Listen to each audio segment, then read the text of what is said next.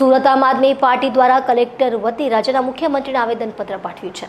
ડ્રગ્સના દૂષણને રોકવા નિષ્ફળ ગયેલા ગૃહમંત્રી પાસેથી રાજીનામાની માંગ આપ પાર્ટી દ્વારા કરવામાં આવી છે।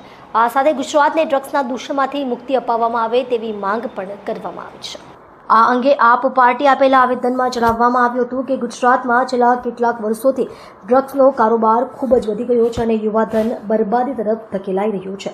આમ આદમી પાર્ટીના ધારાસભ્ય ચૈતર વસાવા અને ધારાસભ્ય ઉમેશ મકવાણાએ અગાઉ પણ અનેકવાર વિધાનસભામાં ડ્રગ્સ મુદ્દે સરકારને સવાલ કર્યા હતા। જેમ કે બોટાદના ધારાસભ્ય ઉમેશ મકવાણાએ સવાલ કર્યો હતો કે અદાણી મુન્દ્રા પોર્ટ પર વર્ષ 2021માં પકડાયેલ ₹20,000 કરોડના ડ્રગ્સને શું નાશ કરવામાં આવ્યો અને નાશ કરવામાં આવ્યો તો ક્યાં અને કોની સામે નાશ કરવામાં આવ્યો તો તેનો કોઈ જવાબ સરકાર પાસે હતો નહીં। આ સિવાય પણ છેલ્લા 3 વર્ષમાં ગુજરાતના બંદરો પરથી સૌથી વધારે ₹7,350 કરોડનું ડ્રગ્સ પકડાયું છે। બીજી બાજુ ભરૂચ, અંકલેશ્વર, સુરતની જીઆઈડીસીઓમાં અનેકવાર ડ્રગ્સ બનાવતી કંપનીઓ ઝડપાઈ છે અને ડ્રગ્સ બનાવતી કંપની થોડા સમય બાદ ફરીથી ચાલુ થઈ ગઈ છે તો પોલીસ, સરકાર અને ડ્રગ્સ માફિયાની મિલીભગત છે તેવી શંકા ધારાસભ્ય ચૈતર વસાવાએ વ્યક્ત કરી ચૂક્યા છે। અમારી માંગ છે કે જો ગુજરાતના યુવા ધનને અને ગુજરાત રાજ્યને બચાવવું હોય તો તાત્કાલિક ડ્રગ્સ માફિયાઓને તોડી પાડવામાં આવે, તેમના વરઘોડા કાઢવામાં આવે અને તેમની સંપત્તિઓ પર બુલડોઝર ચલાવવામાં આવે। જો ડ્રગ્સ અને દારૂના કારોબાર વિરુદ્ધ કડક પગલાં લેવામાં આવે તો ગુજરાતના યુવા ધન બચાવી શકાય તેમ છે। માટે અમારી માંગણી છે કે તાત્કાલિક ધોરણે તમામ નાનાથી મોટા સ્તરે કામ કરતા ડ્રગ્સ માફિયા વિરુદ્ધ પગલાં લેવામાં આવે અને ડ્રગ્સના દૂષણને રોકવામાં સદંતર નિષ્ફળ એવા ગૃહમંત્રીને પદભ્રષ્ટ કરીને ગુજરાતને ડ્રગ્સથી મુક્તિ આપવામાં આવે।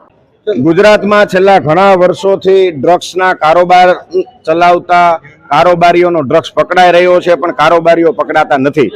નાના ડ્રગ્સ તસ્કરોને પકડી અને ગૃહમંત્રી મોટી શેખીઓ મારી રહ્યા છે। ત્યારે આમ આદમી પાર્ટી માંગ કરે છે કે મોટા ડ્રગ્સ માફિયાઓ, ડ્રગ્સના મગરમચ્છોને શા માટે છાવરવામાં આવી રહ્યા છે?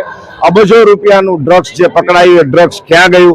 ભરૂચ જીઆઈડીસી માંથી ડ્રગ્સ બનાવતી ફેક્ટરી પકડાઈ હતી, એ ફેક્ટરી આજે ફરીથી ધમધમવા લાગી છે।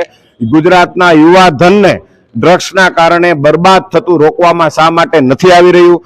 ડ્રગ્સના કારોબારીઓ ક્યાંક ને ક્યાંક ગુજરાતના યુવા ધનને બરબાદ કરવાનું ષડયંત્ર રચી રહ્યા એવું લાગે છે। ત્યારે આમ આદમી પાર્ટી માંગ કરે છે કે ડ્રગ્સના માફિયાઓને આવો છૂટો દોર આપતા ડ્રગ્સના કારોબારીના કંટ્રોલમાં આવી ગયેલા હર્ષ સંઘવી પોતાના પદેથી રાજીનામું આપે અને જો એ રાજીનામું ના આપે તો ગુજરાત સરકાર આ નિષ્ફળ ગૃહમંત્રીને પદભ્રષ્ટ કરે અને ગુજરાતના યુવા ધનને બરબાદ થતું રોકવામાં આવે એવી આમ આદમી પાર્ટી માંગ કરે છે।